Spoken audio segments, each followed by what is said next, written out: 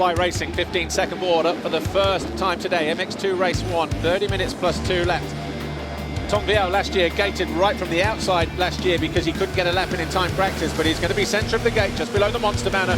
Gate about to drop now, and as we charge away, Vial does get a good jump and he is going to swing through for the middle. He's got one of the Yamahas, two of the Yamahas behind him, Hietz and Beniston. Beniston into second place.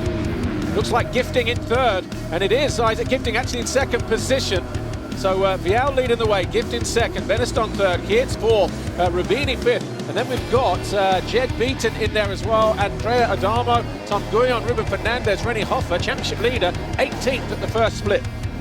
Isaac Gifting was on our studio show yesterday, Saturday, and he was talking about the starts have been letting him down because his qualification position has been letting him down. He didn't have a good time in time training today either, but from 22nd pick on the gate, he's made the most of it, and maybe because he was forced to the outside, because he was able to sweep through and go through with Tom Vial. Well, yeah, and Tom Vial kind of squeezed everybody to the left too, leaving that opening on the outside there, and Gifting was the benefactor. Thibaut Beniston, Jago Hietz lining up behind Isaac Gifting. These are third and fourth. Just behind them in fifth, the number 14 of Jed Beaton. Or is it Kai de Wolf? Looks like Kai de Wolf there, yeah. You know, it's interesting, we haven't really seen Beniston be a significant factor since Majora in that runaway victory he had. So this is an opportunity for him to get back into the mix and maybe put 198 on the podium. Interesting to see where the championship leader Maxime Renault stacks up at the end of this first lap, because he was down in 18th place as he came out of the first couple of corners and over the finish line for the first time. And obviously 108 points when you get starts like this. And riders like Tom Vial, let's say, only need to be taking 23 points a round out of the championship leader. They can pretty soon be eaten up like that.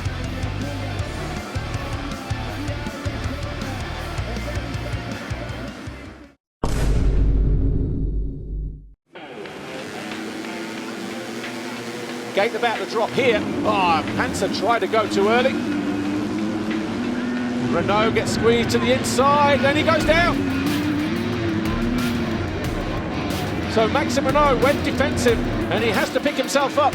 From that first turn, he got bumped and spun around, and all of a sudden, this is game on, because Tom Vial, who leads the way from his teammates, and then Jed Beaton third, and Jago Hietz fourth. They put a lot of water down upon the high end of the circuit here, so it's going to be hard and slick anyway underneath, but not a good start for the championship leader. And what were we talking about a moment ago in terms of points?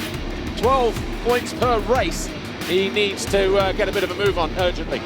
Yeah, that's exactly what he needed to avoid in this one. He just wanted to get out of here with the same amount of points, right? If he could just beat Tom Vial or something decent in the second race, and now he's got a long afternoon ahead of him. So the championship leader down at the first turn, right at the back of a 36-man field, but it's the two KTMs who lead the way. The 28 of Tom Vial, look how cautious they are on this opening lap, because they know it's had a proper soaking in the last hour or so.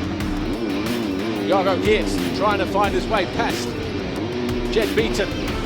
Looks like they've fixed that turn up at the bottom of the hill and taken out some of those deep ruts where there was some decent passing actually options in that first race. Hietz does go through on the Australian. Moves himself into third place. The track is really tricky here, as you mentioned. It's really critical to not make a mistake, because a tip over now and you end up, 15th position before you can even pick your bike back up. A lot of water on the track as well, a lot of puddles, so obviously if you've gone out with laminates, then it's going to be pretty quickly before those things get destroyed.